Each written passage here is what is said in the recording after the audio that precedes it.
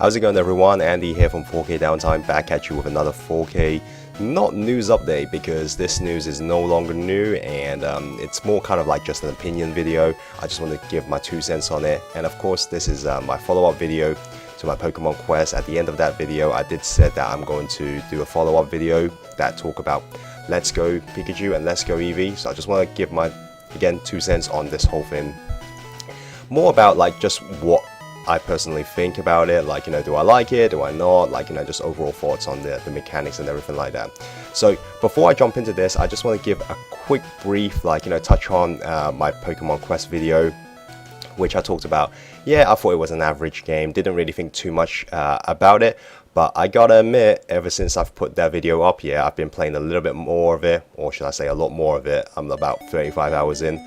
I'm actually really enjoying it. For a side game, or a little kind of like just spin-off freemium game, it's actually very good. So if you haven't actually tried it out yet, yeah, give it a go. Like, again, it's for free, and I personally thought it was pretty good. But anyway, that out of the way, let's go to the main topic at hand here. So at the end of that Pokemon little conference that they did, Pokemon Quest, of course, like, made a lot of people raise their eyebrows of like, oh, okay, what the hell is this and stuff. So they ended their presentation with teasing the next Pokemon game, not the mainline series. Like, I just want to quickly clarify here for the people who doesn't know yet, the next mainline series is actually coming out mid next year. So surprising, because it's actually not end of next year. They said it was mid next year. So what we're having here is essentially another spin-off game, but a little bit more. It's kind of a cross between a spin-off game and an actual main game.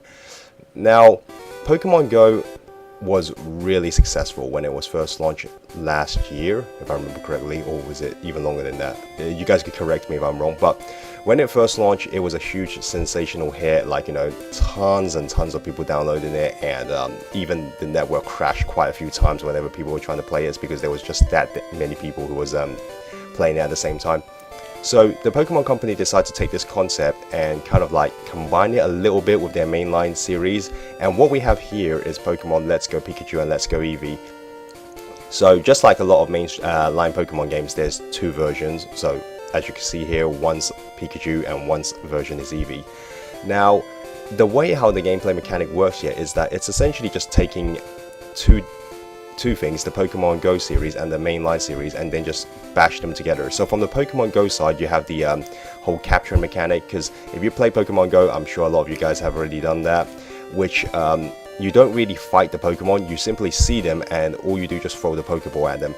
Sure, there are little things that you could do, such as like, giving them fruits, making them a bit more easy to catch and stuff, but on the whole, you're essentially just throwing a Pokeball in, like, that's really what it does. But in terms of combat, the only time you actually do any sort of combat is literally when you're like, at another gym that is occupied by another trainer, and then you just do battles like that. Now, the battles, even for me, for somebody who has actually put a lot of time in Pokemon Go, the battles was never really the highlight. Like, it's very bare bones. It's like you're just constantly tapping buttons. That's all you have to do.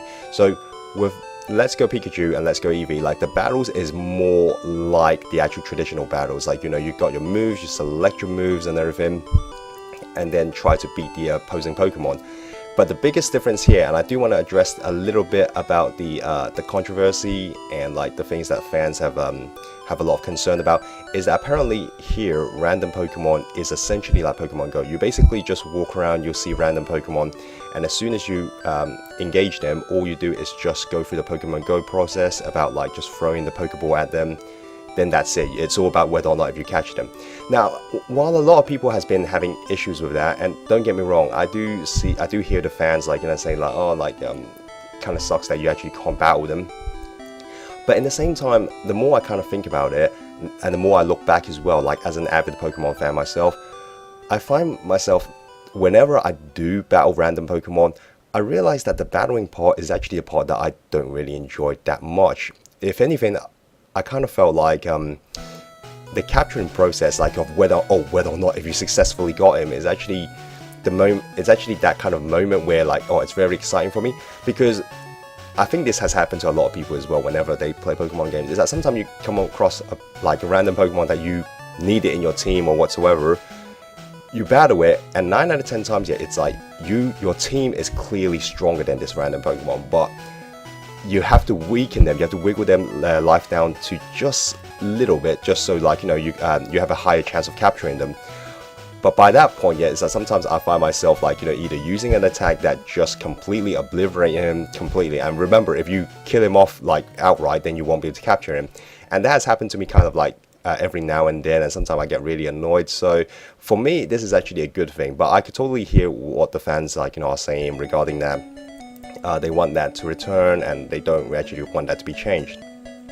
But you know what? I actually have a feeling that the main line that comes out next year, most likely it's going to retain that. Like I just felt like for this one, I could see why they just wanted like go with the basic capture mechanic, because that is how Pokemon Go done it, and nobody really complained about that. So hey, for me it worked. It works for me, like but again, if people want more traditional battles, like the more traditional way of doing it, I am pretty sure that next year for the mainline game it's going to be like that. So I'm not too worried about the mainline changing that much.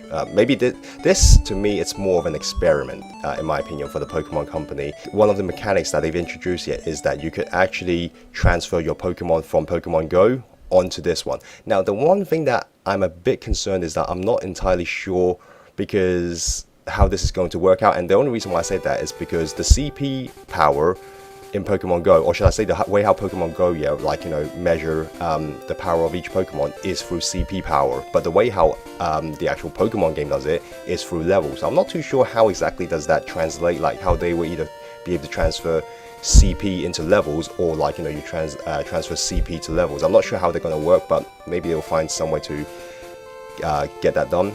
The other things, of course, this is a minor thing that I just want to quickly talk about as well, yeah, is the look of the game. I think the game looks pretty good. It looks very crisp and sharper. Essentially, it's just a 3DS game, but just kind of like, again, more crisp, more colorful and sharper and everything. And I felt like, graphically, it looks fine. I think it looks fine. And of course, the one thing that I really liked, it's the thing that I love the most about this trailer is it spoke to my inner child, like that inner geek in me. It's like that Pokeball where you actually throw it. Well, you don't really throw it, but like you could capture Pokemon with it. You could then put the Pokemon inside, well, I use the word put, with it massive air quotes, but you could transfer the Pokemon inside that Pokeball. You could take it for a stroll, when you press it, there's LED lights lighting it, and they will make sounds, and I think it vibrates to make it sound like make it look like there's actually something in there. And this is one of those things that I kind of felt like, oh my god, I wish I was still a kid now, because this would have been something that would have been really cool to me. Like I would have literally totally loved it, especially for a kid who grew up with Pokemon and who has watched the anime as well, seeing Ash toss the Pokeball, turning his cap. I was just like, this would have been the perfect kind of accessory to sell with Pokemon games back then. But I still really want it because I just felt it looks cool. I just love how you could because there's like an analog stick. Apparently the button is like an analog stick, and you can move left and right with it. So that's actually an accessory that I really want to get. But other than that, guys, I felt ultimately for what is considered kind of like a stopgap game, I think it's actually pretty good. And not to mention, one of the things that I'm actually more intrigued now is to see is if this becomes successful, I could actually see the Pokemon company would do something like, do it in a way that is actually akin to the way how Activision does Call of Duty. Like maybe each year we'll do something different. Like, you have like Go 1 year, and then you have like the mainline entry for 1 year. So it'll be like, kind of like a pattern going on, like Go, mainline. So if they do something like that, I'll actually think it'll be pretty good, because it's a good way to kind of like just test out on different things of what people like and what people don't like, and it could speak to two different audiences as well, and I felt like that's a great way to actually expand upon the fan base and everything like that. Because if Pokemon Go have showed us anything, is that Pokemon is still pretty relevant even till to this day.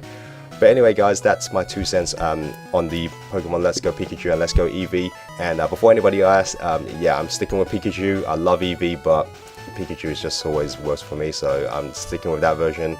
But anyway, let me know what you think, and as always guys, if you like this video, consider subscribing and giving it a like. If not, you can hit a dislike. And also guys, let me know what you guys think about this new game as well. Like, do you like it? Do you have your concerns? Like, is it something that you will be willing to give it a chance, or if it's just something that you'll probably pass and just wait for the mainline game to come out next year. But anyway, thank you so much for watching guys, we're very much appreciated, and this is Andy signing off. Take it easy, have a good one.